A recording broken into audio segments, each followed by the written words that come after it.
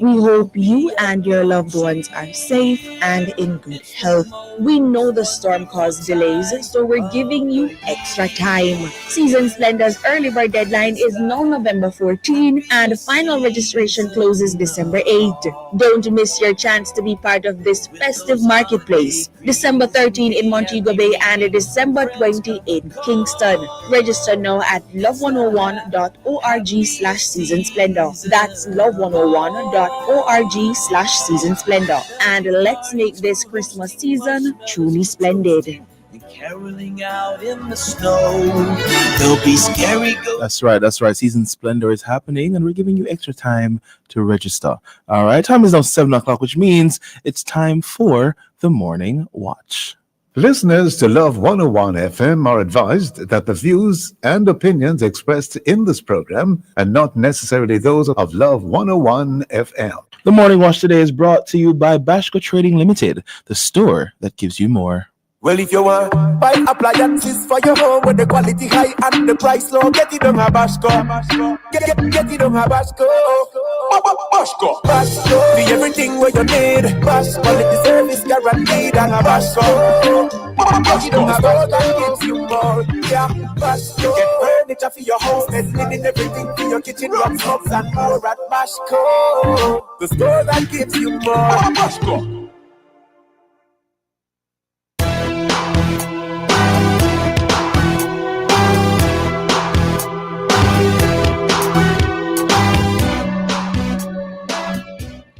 Hello and welcome to the award-winning The Morning Watch on Love 101 FM. I'm your host, Stokeley Marshall. A special welcome to our listeners on love101.org. And if you are overseas and on the move, U.S. listeners can access us at 712-832-8001.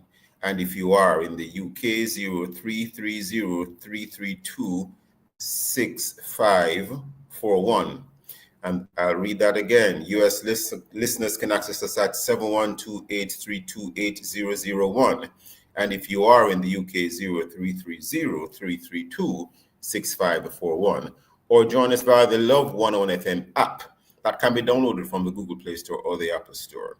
You can also join us on Love 101 FM Facebook and YouTube Live.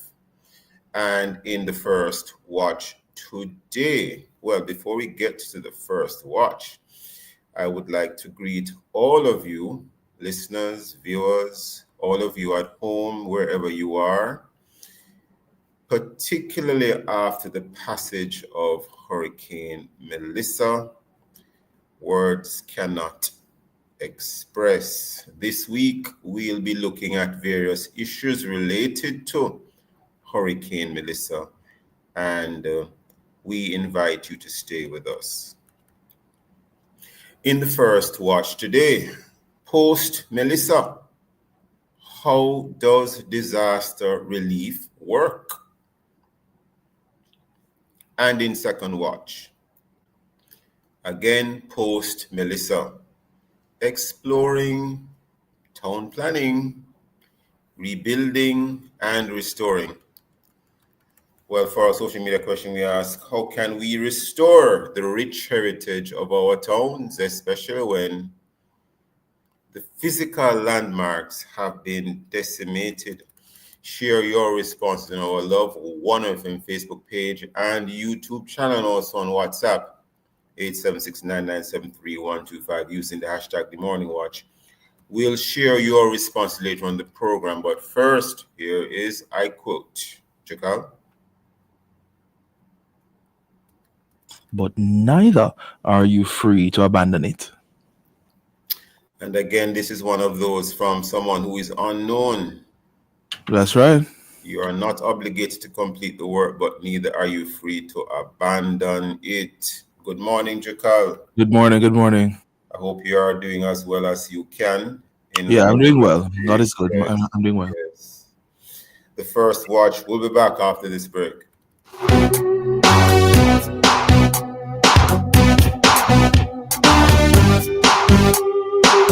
The Ministry Ministry of Health and Wellness is reminding Jamaicans to take care not only of their physical safety, but also their mental and emotional well-being following the passage of Hurricane Melissa. Mental health is just as important as physical preparedness. The ministry therefore encourages persons to access the available mental health resources, including the Mental Health and Suicide Prevention Helpline 888 New Life. That's 888-639-5433 and the You Matter chat line. The chat line can be accessed by messaging the word support to 876-838-4897 or at You Report Jamaica. The ministry also encourages persons to rely on credible sources, including the Ministry of Health and Wellness, for updates and avoid excessive exposure to distressing news. Check in with family, friends, and neighbors, especially the elderly, persons with disabilities, and those living alone. Get adequate rest, eat nourishing foods,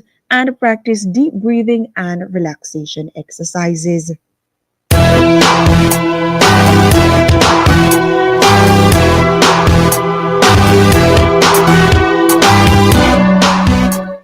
Hello and welcome back to the Morning Watch. I am your host, Stokeley Marshall, now in the aftermath of Hurricane Melissa. Communities across Jamaica are rebuilding or attempting to rebuild.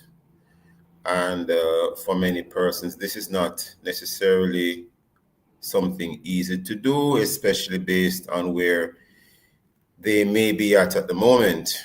Notwithstanding that, persons are trying to restore some semblance of hope. People are trying to make best with what they have, the limited resources that they may have at their disposal.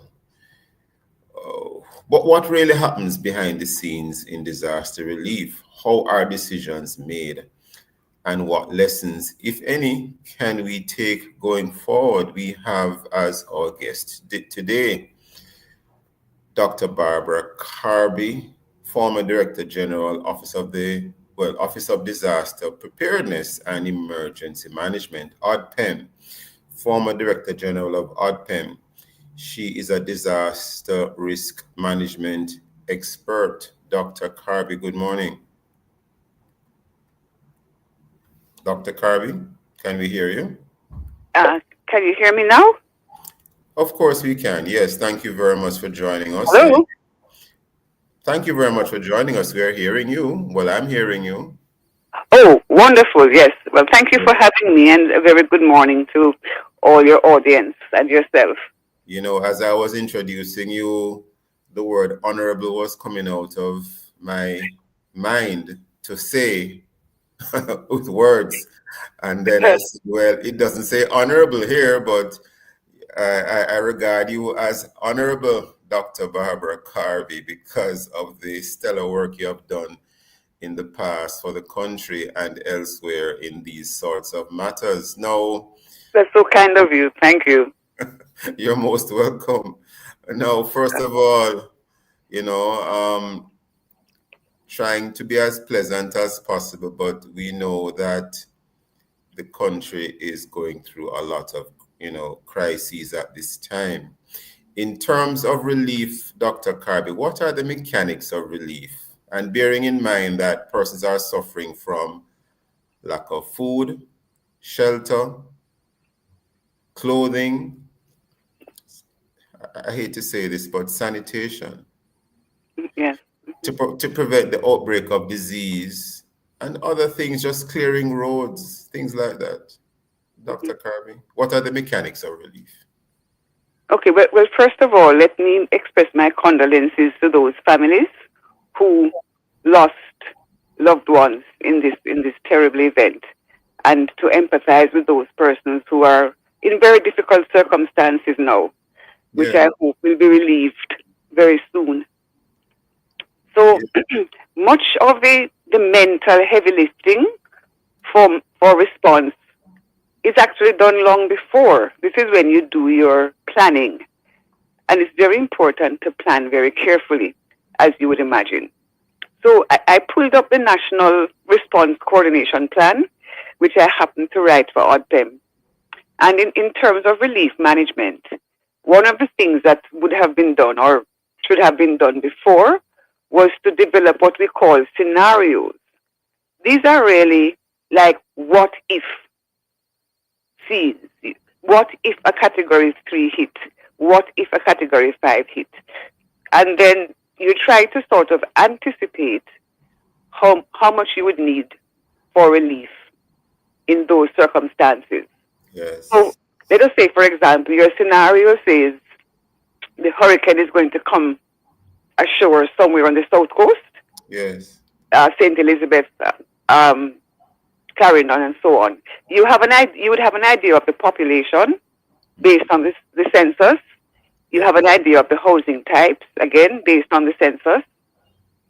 So you break down your population by however you want to do it: sex, age, abilities, Yeah. and you estimate how many persons are going to be displaced. And then based on that, you would plan for your supplies that you would need. Then normally beforehand also, you would put in place arrangements for supplies. So the government wouldn't store warehouses upon warehouses of relief supplies because something might not happen for 5 years, Yeah. What you would normally do is that you'd have in place arrangements with people who normally handle these kinds of supplies. Understood. And then you would block a certain amount so that it is immediately available to you. And in a case like this, where we had a lot of notice, they would have been packaging supplies. So you'd put together smaller packs of food supplies, sanitation supplies, and so on. So that is beforehand how you would do. Now, how does it get distributed? Yes. For each function of response, there is what we call a lead agency. So ODPEM does all the overall coordination, bringing together all the elements of government, the NGOs, the community groups, the private sector, the international community. ODPEM is at that level. Then now, for each function, you're going to have this lead agency, which is a ministry usually. In this case, for relief management, it's the Ministry of Labor and Social Security. So they now are going to do the nitty-gritty planning, ensuring the food is available, ensuring the packages are made up, and then they have with them a team. And again, this team comprises government, NGOs, churches, faith-based groups, as we call them. And sometimes, like in a case like this, you might actually get more help. So you're going to get volunteers. Many people will volunteer. And then you will have some of the community disaster response teams, if they can, because remember now, a lot of these community teams would have been affected by the event itself. So that team, that multi-entity team, is who is going to actually go out and deliver the supplies to the population in the affected areas. And they're also responsible for ensuring that shelters are taken care of. How can, let us say, you might have been in the graduating class of a particular institution or school, and you might meet with a couple of the persons you graduated with, and you have seen the devastation, and you really want to help, but you don't know exactly how to get supplies or whatever it is, to persons who are suffering at the moment. Any word that you can give to persons so that they can say, well, this is who I call, this is where I go, because you have persons like that. They are seeing what's happening, and they are moved to assist, but they may not Yes. know exactly how to assist. Right. So there are two platforms which have been set up by ODPEM. One is one for donations, and then another is one for volunteers. So you need to register on those platforms, and then ODPEM would contact you. But there is also, at parish level, there is a parish disaster committee. Dr. Carby, before we get into the parish disaster committee, we are now at the break. Just hold that thought for a second. Thank you so much. Tell us about that some more after the break. Listeners, please stay with us. We'll be right back on the Morning Watch.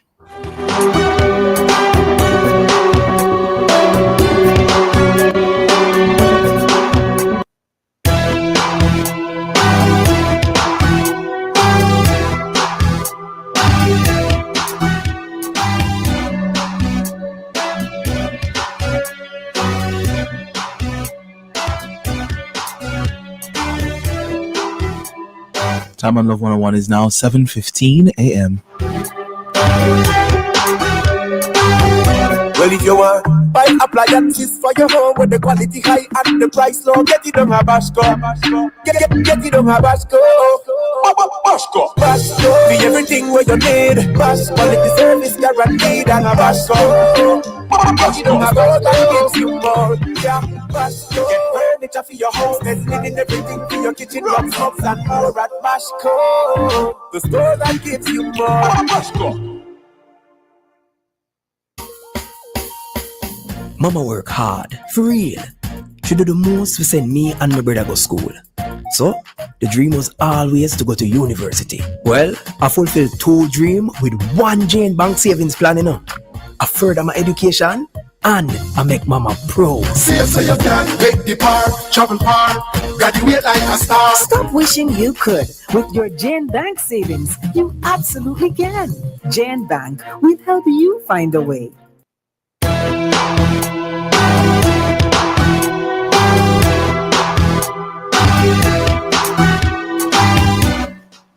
Welcome back to the Morning Watch. I'm your host, Stokeley Marshall. We are in the first watch, and the topic is Post Melissa.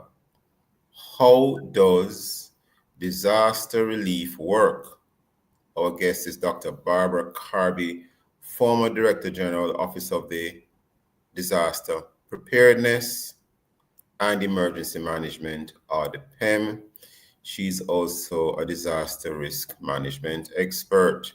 Now, before the break, Dr. Carby, you were beginning to outline to us how persons can assist, persons who have no special expertise in disaster risk management. They are not associated per se with any government agency, but these are persons who have heard about what has happened here in Jamaica. They might be on the island or off the island, and they want to help. And you mentioned one avenue through which they can help via ODPEM, and you were going on to talk about another avenue through the municipal corporations, I gather. Would you like to continue or elaborate, Dr. Carby? Yes. So each parish has what is called a parish disaster committee. Yes. Out of the municipal corporation. So they're in the parish capital. And you can also contact them to see how you can assist. Of course, the situation is so dire that persons have been just carrying in relief supplies into certain areas as best they can and distributing. So that is understandable given the situation. The risk there, of course, is that some places may get several times and some get none, you know. So this is why I encourage persons to first check with the parish disaster committee or with ODPEM, just to make sure that where they're helping is where it is really needed. Okay, so they can either contact ODPEM. I suppose they could phone them as well as going on their website. Right. Or they can make contact with the parish disaster. Can you repeat the name of the parish disaster committee? The parish disaster committee located in the municipal corporation of the relevant parish. Now, of course, there's a couple of parishes. The municipal corporation is likely barely functioning at the moment because they have been impacted. Any comments on that? Well, no. Normally, the what we call the emergency operations center. Yes. would be staffed somehow. Okay. So one of the things we realize as emergency workers is that even when you are impacted, you have to try to help with the national effort. So hopefully they would have had their family disaster plans and they would put in place arrangements for something to be done at home in their absence. Yes, Of course, yes. it's a case where it's just not possible, and it's just not possible. We understand that. There is also the Red Cross as well that I know normally uses volunteers at times like this. Yes. But of course, there are other groups that can get together. There is, as I said, the faith-based groups. Yes. Then there are the service clubs who could put together assistance. So that, in other words, the club would offer the assistance instead of each member trying to offer assistance. Because one of the issues at a time like this, if you have not planned for it, is volunteer management. As you can imagine, it takes quite a bit of organization to register volunteers and to task them. Yes. So if you can actually coordinate among your particular group, and then you just have like two representatives linking with the official system, it's better that way instead of everybody doing it independently. And you could also have a situation where everyone is well intentioned, but you end up having 2 or 3 groups converging on the same set of persons who need help at the same time. Exactly. So, in other words, 2 or 3 groups converging at the same time on the same set of persons, and as you indicated, others are being neglected. Yes. Yes. And Dr. Kirby, I don't know if you have any comments or thoughts to share in terms of your position on how the administration, in terms of executing relief management protocols, have been going so far. And I say this against the background, or I ask this against the background of, some persons are claiming that they have not been reached yet.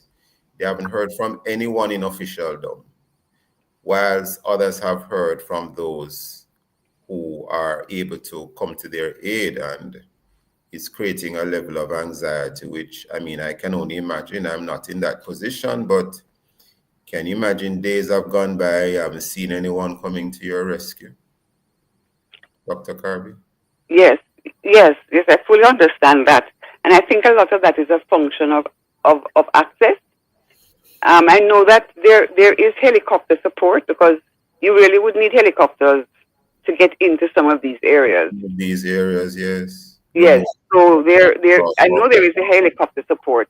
I don't know why it's taking so long to cover some of the interior areas. Mm-hmm. So I guess they will have to be working on that.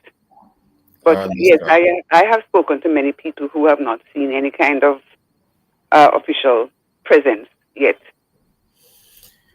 Well, they say that Jamaicans are resilient, but at the same time, you don't want to have persons sort of going down to the wire in terms of their resilience. You after a certain point in time, you're going to start to. You don't want persons to fall into despair. Right. Absolutely. Also, I think there are the physical aspects as well. Yes. You can only go so long without food and water. Yes. Especially of the children and the older people. Yes. Who don't have the physical resources for their bodies. Yes. And you might have persons who might be on medication and the medication has been washed away or is finished and they cannot replenish the medication. Right. Yeah. And then some of that damage we have seen, nothing. Even if you had stored emergency supplies, it would be gone, Yes. Yes. If your house has been, either the supplies would have been washed away by water or they are now wet and cannot be used, or they are maybe there is mud and all sorts of debris and so on. Debris, yes, so on, right. It's difficult all around. Yes. Many persons in as you mentioned earlier, the faith-based community, the churches, I don't know if you have any comments in terms of the role that faith can play in sustaining both the responders and the survivors. In other words, those who want to help, the responders, and those who need the help, the survivors. And unfortunately, some have not survived. Again, condolences to the families of those persons. Yes.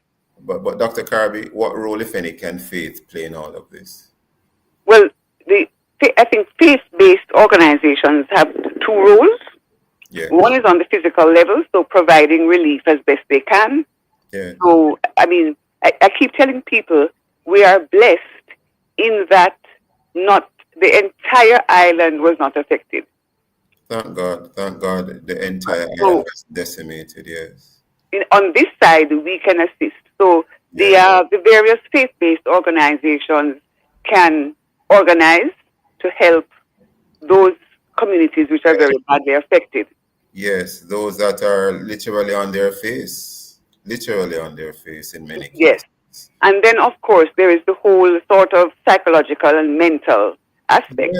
Yes. To provide, counseling, psychosocial support, and just maybe to provide somewhere in your building, your chapel, where people can come, speak to other people, just talk, just to talk, to get the feeling that people care, right? To lean on God, if they believe in God, because, some persons don't. But it doesn't really matter whether you believe in God or not. You can still come, get support, get a little bit of counseling, and, provide some hope in the situation.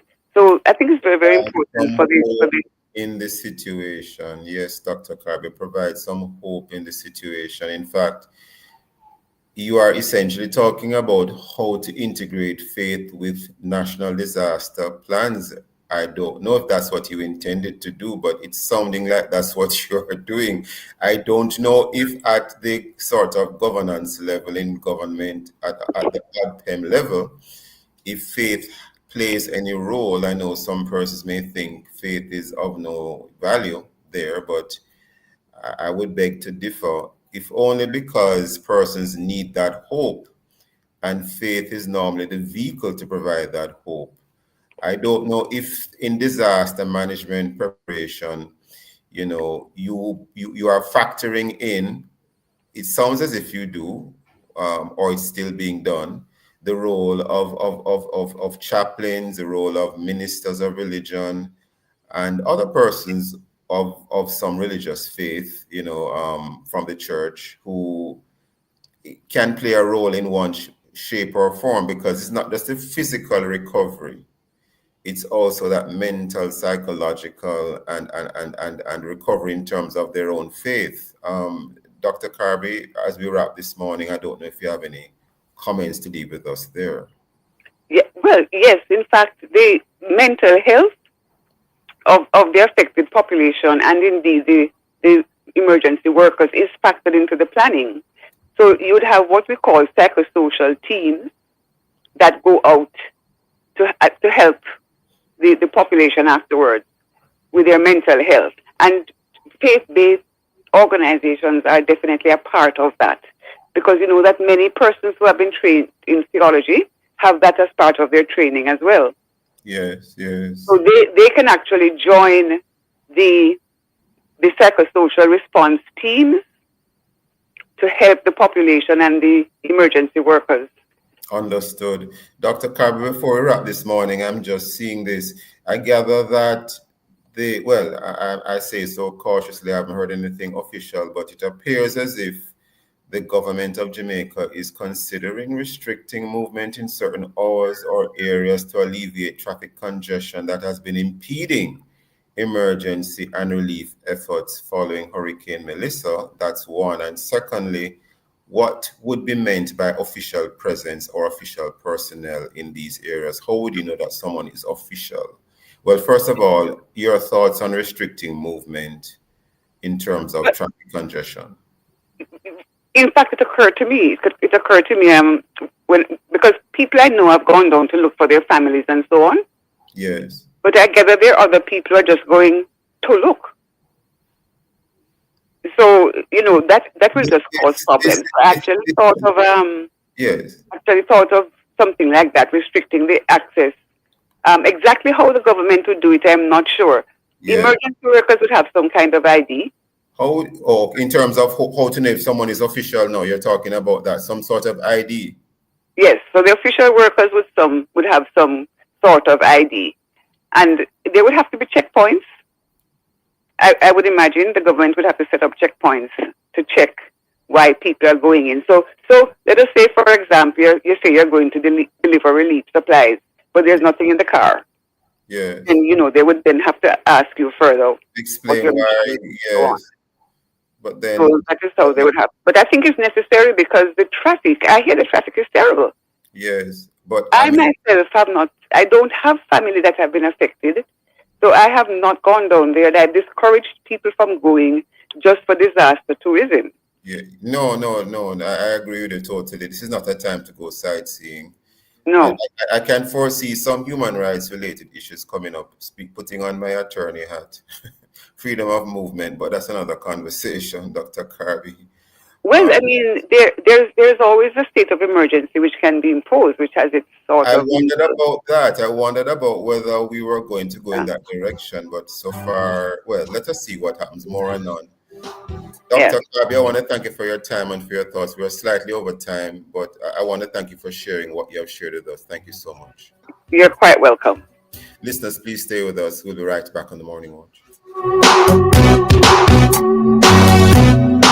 Start your journey with a JN Small Business Loan with small business loans as little as $10,000 and up to $4 million. The time by JN Small Business Loan is 7:31 a.m. Well, if you want buy appliances for your home with the quality high and the price low, get it on Habasco. Get it on Habasco. Habasco. Be everything where you need. Quality service guaranteed on Habasco.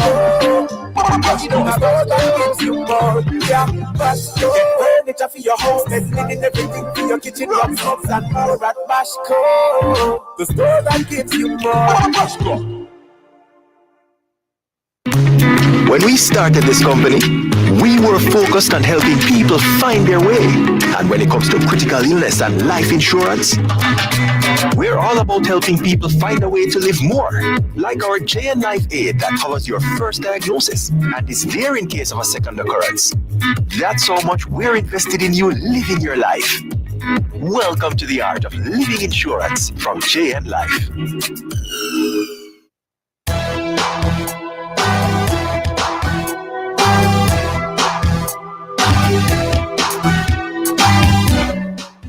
Welcome back to the Morning Watch. I'm your host, Stokeley Marshall. Let's take a look now at the newspapers to see what Jamaicans and others are saying and doing. And we have here in the Gleaner, survivors speak out as Melissa wipes out Westmoreland communities. And this story by Kimon Francis. And in the Gleaner as well, another story here. This headline reads, Lucy residents battle isolation as networks remain down. This one by Jovan Johnson. We now turn to the Jamaica Observer.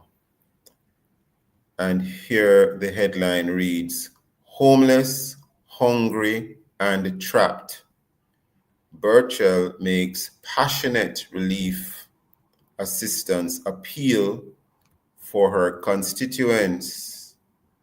And it reads, passionate and on the brink of tears, opposition People's National Party Member of Parliament, MP for St. James Southern Nikisha Burchell on Monday appealed for Hurricane Melissa relief assistance for her constituents, the majority of whom she says are not only homeless, but hungry and trapped in their communities with the carcasses of their livestock. That story by Alicia Dunkley Willis. We also have in the Jamaica Observer, well, some hope here, notwithstanding the litany of negative stories, bad news associated with the Hurricane Melissa. This headline reads, Nation Unites. Nation Unites. Former Prime Ministers Patterson and Golding, as well as Bishop Hera Blair, to help hurricane response. This story by Linford Simpson. Those and many other stories in our various news sources. Of course, as usual, coming up, we will read for you some of the feedback from our Facebook, YouTube, and WhatsApp question, which is how can we restore the rich heritage of our towns, especially when the physical landmarks have been decimated? If you haven't done so yet, leave your responses on our Facebook or YouTube. Love 101 FM Jamaica Live, and also WhatsApp comments and voice notes to 876-997-3125 using the hashtag The Morning Watch. We'll be right back.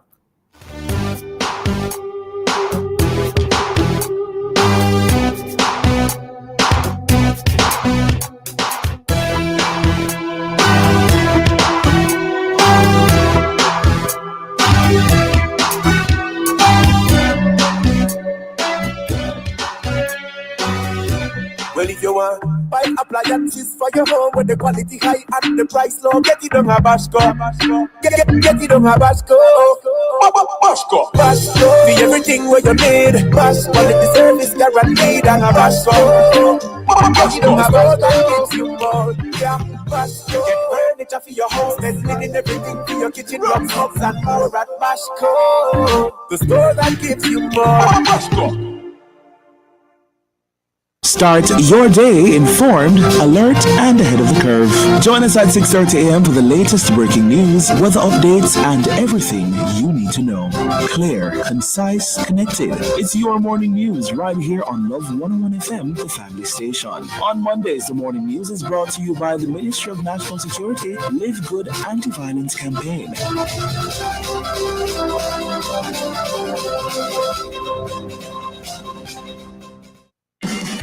We know you're making every dollar work harder, choosing carefully, buying what you need, and making it stretch as far as you can. That's why Grace is giving shoppers discounts on over 20 of your favorite Grace products when you cash out at participating supermarkets. It's our way of helping you sweeten moments together, share more meals, and take care of the people you love. Make a good move with 40% savings from Grace.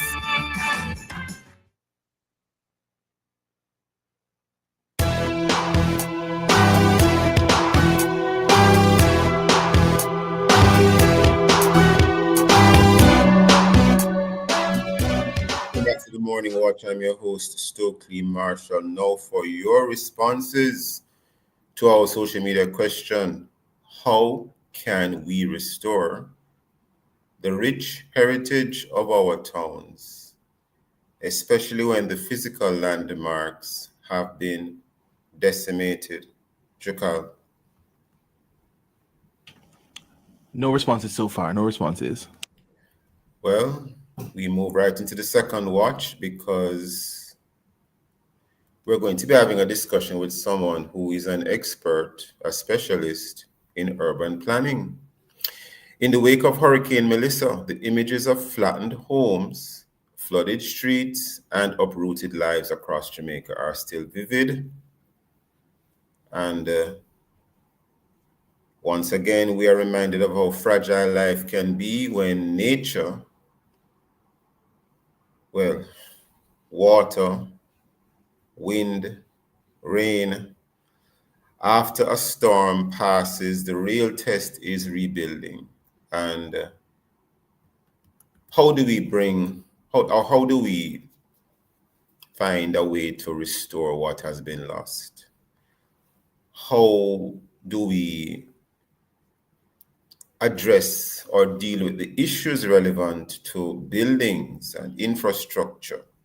We have as our guest today Professor Carol Archer, And Professor Carol Archer is a professor of urban planning, the professor of urban planning and public policy at the Faculty of the Built Environment at the University of Technology, Jamaica.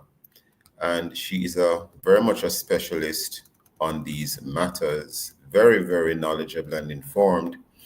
Professor Carol Archer, good morning. Good morning. Thanks for having me. Are you hearing me clearly? Very clearly. No, Okay, Professor, very good. when we were looking at what we need to do this week, one of the first things that came to mind is the infrastructure. And the thought was, it has to be someone like Professor Archer. We're thanking you very much for your time this morning. We are sure that you're a busy woman and you have many things you could be doing. Thank you for spending the time with us today.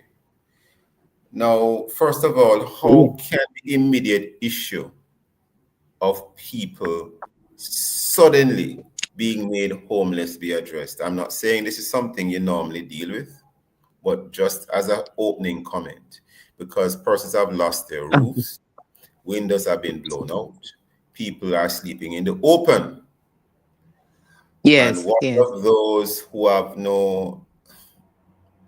they don't have any bathroom facilities, Professor Archer, no running water through any pipes. The pipes have been twisted and broken up. The plumbing is gone. And these are the types of issues we would normally take into account in terms of urban planning. But in a situation like this, do you have any thoughts or comments to share with us? The immediate issues that people are facing? Yes. First of all, my deepest sympathies, condolence to persons who have lost, loved ones. And it's really a tragic situation all around. And as we look to rebuild, we are not just talking about the physical. We also need to pay attention to the emotional, because even though some of us might not be directly impacted, those of us in Kingston and sections of St. Catherine and St. Thomas, we were mentally affected. And so that's another conversation that we need to have as part of the recovery process. So condolence to those persons. Now, in just a quick little bit of history, the whole notion of urban planning or town planning was really introduced immediately after Hurricane Charlie, 51. In fact, it wasn't until 1957, we had the passage of the Town Planning Act that really helped to guide us as to how we should build our settlements. So it was, whenever time we have these events, they should be marked as significant consideration as to how we use the land, where we locate our settlements, and so forth.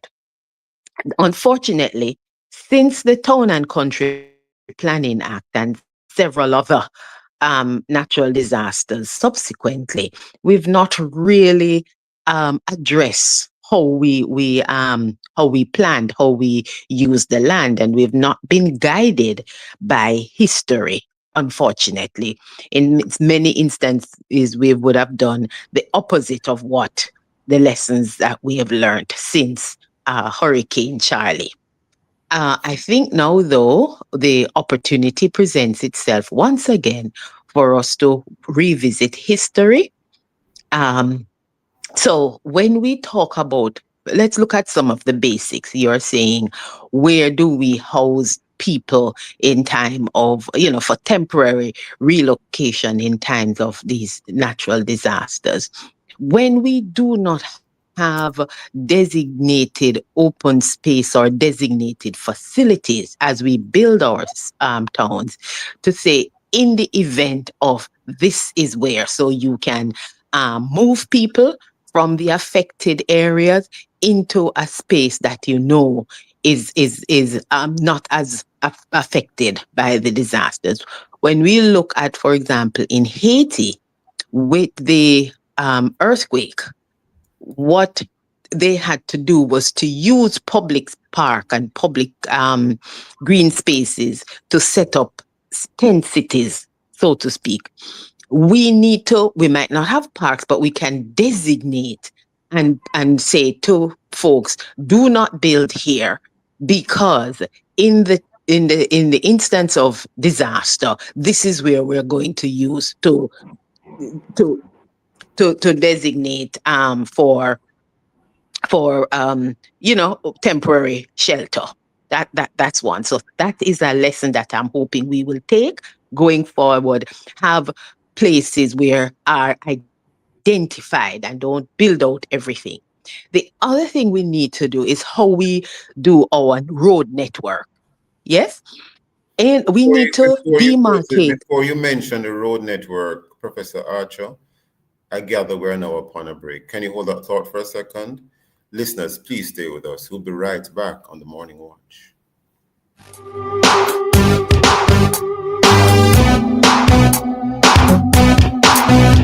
Grace is giving shoppers discounts on over 20 of your favorite Grace products when you cash out at participating supermarkets. The time that Grace could move is 7:45.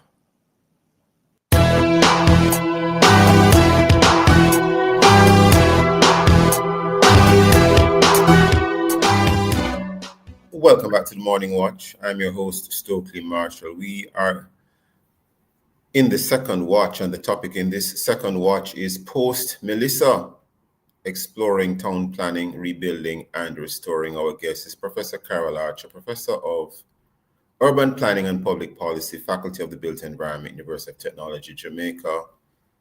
Professor Archer, just before the break, you were going on to talk about how we build roads, a road network. Please continue. Yes. So one of the first thing we also need to do is to designate evacuation routes. And we know clearly these are the main thoroughfares that we would use in the event of disaster. So when disaster hit and you now need to get to the spaces, you would be able to deploy your emergency team. They would be able to clear and make safe passage to get supplies to and move people from the affected area. So my question: where was the evacuation route? Were they clearly demarcated? And sometimes you can get to evacuation. You can use the underground, but you can also use air and or sea. So I would hope, again, another lesson learned, we would have planned and clearly demarcated evacuation route where immediately after the event you can send in your emergency response and address the situation. Now, how do we build back again? Lessons learned from the passage of Hurricane Charlie and establishing the Town and Country Planning Act. It's a question of how we use the land.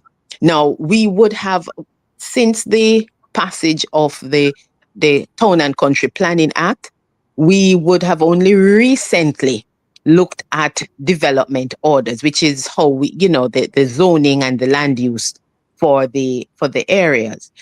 The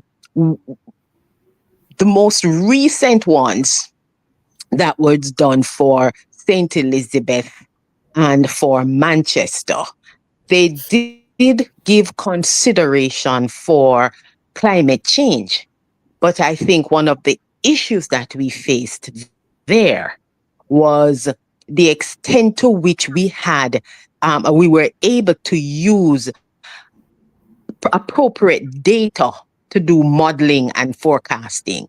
So how do we employ technology to say, okay, if we're going to approve this housing scheme, we do the modeling and the forecasting to say, in the event of this kind, whether it's an earthquake or a Cat 5 hurricane or flooding or land slippage, this would be the impact on this housing development.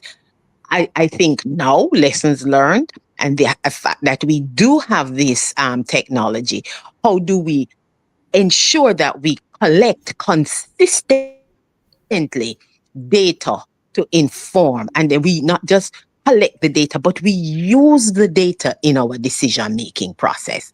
Because whilst we have these, well written um, um, guides, we do not use them for decision making. What we do, unfortunately, because of, in some instance, political expediency, or in terms of the, profit and the bottom line, we approve development when we in certain spaces that we ought not to. You ask a question about, do we um rehabilitate, revitalize, or redevelop. Now, when there are some instances where you want to preserve because of, the history, but in there are instances when you really cannot because structural damage. What we need to do in that instance, again, documenting some of our buildings. We have lost the rich history because we have not adequately captured in terms of our building plans, having them readily available so that we can use that to build back. Most of our building plans, they are not properly stored at the local authorities, or even with some of the architects who designed the buildings. And so we now are in a problem. The good thing is that I know colleagues of mine, we would have, there's an institute where we would have registered some of our historic buildings. So hopefully we would have captured, and now we can go back and see some of the best practices in terms of designing and building these edifice, and we can now um, reconstruct these buildings, because they speak to our history, they speak to us as a people, and so we need to use that. They call it placemaking in my discipline, and it's important that we have these edifices that define who we are as a people. Then there's the thing that we have to look strategically and said, look, these communities located in this area, given the type of disaster, we have to relocate. That's a very, very difficult decision. We have to have the political will. And how do we do this? We have to begin to engage the residents from now, working with them so that they have the clear understanding that the danger of living where they are currently living. And we also need to Before, provide. before you move on from that, some persons may be living in an era where again, well, I did this in the first watch. I'm doing it here again. I'm putting on my attorney hat. Mhm. The person might be resident on a particular plot of land, parcel of land that they have a title for, Mhm. or they might have had a long-standing occupation or possession of that property, and relocating for them might be useful because they need somewhere safe to live now, but you might be, I don't want to use a negative word, but you might be taking away their wealth, because if you relocate them, their fear is what will happen to the land after I have been relocated. I have a title for that property, and I have potential to Right. get a title for that property because it's been in the family for the last 3 or 4 generations, although we didn't yet apply for the title. Any Yes. thoughts on Yeah. that, Well, Archer? yeah, absolutely, because that is that ought to be center in our reconsideration in terms of rebuilding, reconstruction of some of these areas. As you probably will be familiar with the exercise that was taking place. I don't think it might have been 90% completed up to this point. We were assisted by the Korean to map the area and to do titling in Yes, St. Elizabeth. Yes. yes. And so that is good, because what that helped to do was to regularize the tenure relations in those areas. So we have that basis. But one of the things that I'm giving a thought to is, in the event that you have to relocate, it could be a question of either land swap, where the government is saying, look, okay, you can't live here anymore because of the danger it poses. So I'm going to relocate you to this spot, and there was some swapping taking place. There's also the question of community land trust, um, a, a concept that has been around for some time, and in the US, where you're moving people but they don't have the wherewithal. So rather than doing individual, it is done, the land and the infrastructure is done in the name of the community. And so support is given not to individuals but to communities for development of the relocated settlement. So these are some of the new approaches that we will have to investigate and to employ as we look at the reconstruction of some of our communities in the areas Professor so badly Archer, affected. Professor Archer, are you saying that some of the lands that have been impacted in, for example, St. Elizabeth by Hurricane Melissa, I mean, maybe it's too early to say, but uh, are you thinking that probably some of those lands just can't be reused? They can't be. Well, They or can't be not to be. resettled. So, for example, when you look at the in Black River, where some of the in the town, some of the businesses were actually on the seaside.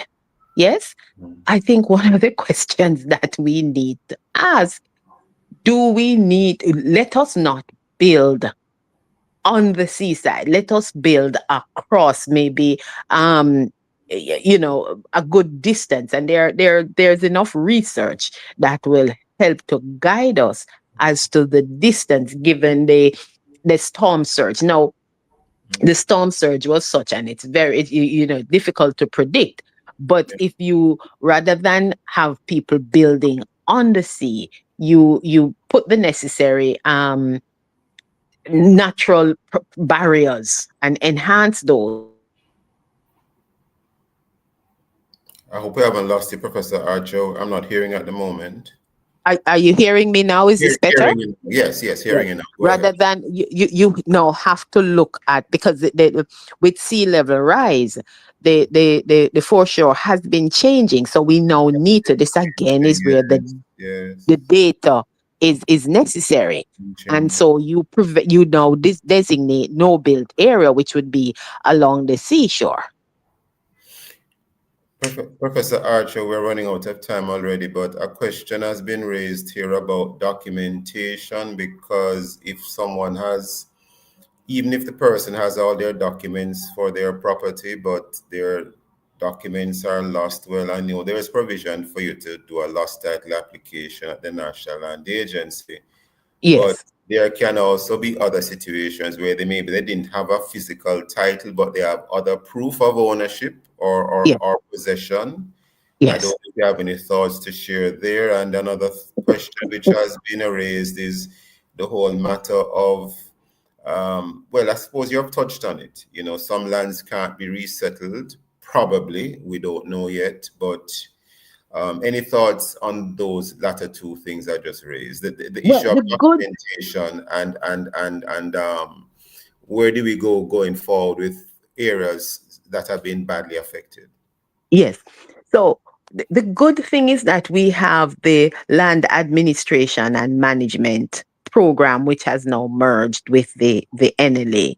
And Yes. in my estimation, that has been a very good program. The systems that had been set up relating to the adjudication in terms of getting witnesses and Yes. community residents to that has worked very well in some communities. To help with And documentation issue. To help with yes, that. Right. yes. So we can have the process probably extended into these areas so that you can begin now to support or provide the evidence of ownership That's it, in yes, these yes. in these areas. Professor, Um, quickly, you know, I think we're almost out of time, but maybe we can squeeze 10 seconds. Go ahead. yeah, the key to all of this is data, data. The census data was problematic, and I think it's going to pose a problem now as we try to reconstruct.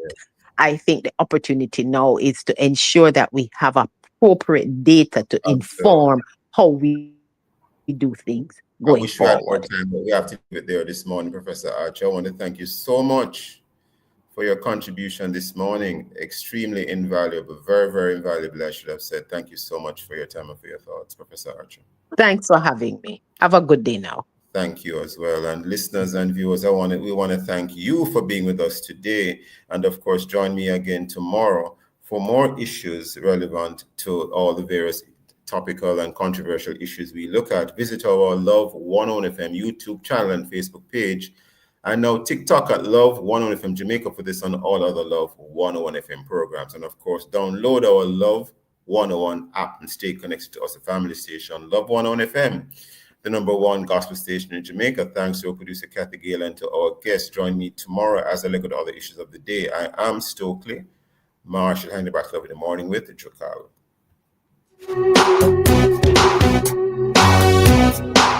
Experience the art of living insurance with Jay at Life. The time is 8 a.m. and you are now invited to listen to